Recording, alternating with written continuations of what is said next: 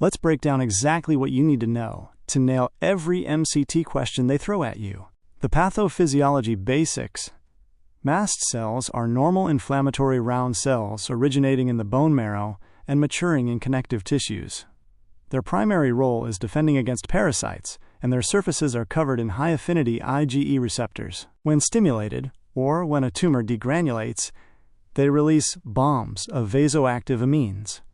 Histamine causes vasodilation, tissue swelling, and profoundly stimulates gastric acid production via H2 receptors in the stomach. Heparin causes local bleeding and coagulation issues. Serotonin, primarily released by feline mast cells, a key species difference. The classic clinical sign board questions will frequently describe Darier's sign. This is when a tumor rapidly swells, gets red, and becomes itchy when manipulated due to acute degranulation. Canine mast cell tumors. In dogs, MCTs are the most common malignant skin tumor, representing about 20% of all skin tumors. Signalment and presentation. Breeds, boxers, Boston Terriers, pugs, and other brachycephalic breeds are heavily overrepresented. If a board question mentions a boxer with a skin mass, MCT should be at the top of your list. Appearance. They are the great pretenders. They can look like lipomas, insect bites, warts, or ulcerated, angry masses. Approximately 10 to 15% of dogs will have multiple tumors.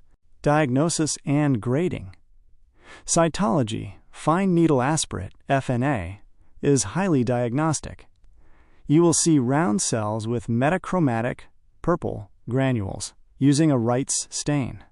Grading is everything in dogs. Unlike in cats, the histologic grade of a canine MCT is the most reliable predictor of its biological behavior. Patnaic system. Grades 1, well-differentiated, benign behavior. 2, moderately differentiated, unpredictable. And 3, poorly differentiated, highly aggressive. Cupal system, 2-tier. Classifies tumors strictly as low-grade or high-grade, based primarily on the mitotic index. Staging and treatment. Staging. Because aggressive tumors metastasize, staging involves aspirating regional lymph nodes, the most common site of first metastasis, abdominal ultrasound, looking at the spleen and liver, and thoracic radiographs. Medical management. Before manipulating or cutting the tumor, you must block the effects of degranulation. You need an H1 blocker, like diphenhydramine, to stop systemic allergic responses, and an H2 blocker, like famotidine, or a proton pump inhibitor, omeprazole, to prevent severe gastric ulceration. Surgery. Complete surgical excision is the treatment of choice. Because of microscopic tendrils, you need wide margins, traditionally 2 to 3 centimeters laterally and 1 full fascial plane deep.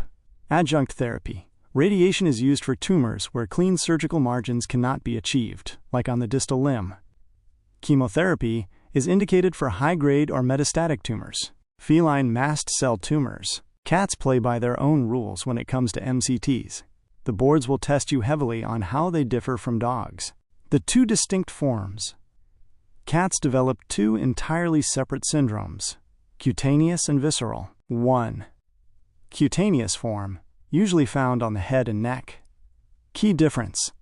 Unlike dogs, histologic grading is not prognostic in cats. Most cutaneous MCTs in cats are benign and cured with simple surgical excision. Wide margins aren't as critical. The atypical form, found in young cats under 4 years old, these tumors often spontaneously regress on their own over several months. Board warning.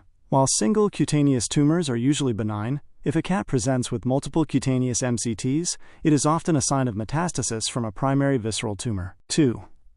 Visceral form. This is much more common and severe in cats than in dogs. It primarily affects the spleen and the intestines. Splenic MCT.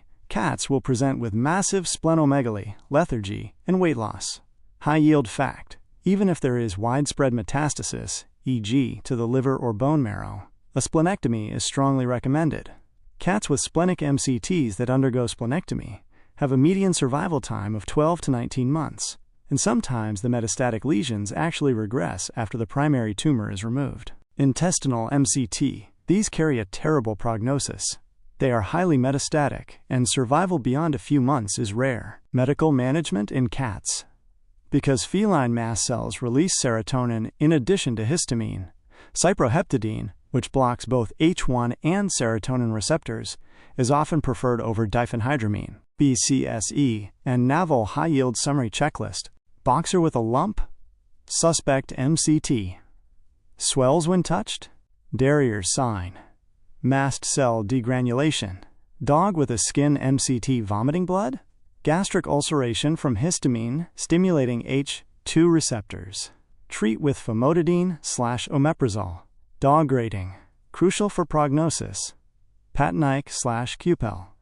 Needs wide surgical margins. Cat grading. Useless for prognosis. Cat with massive spleen? Visceral MCT. Do a splenectomy, even if it has spread. Cat medication. Cyproheptadine.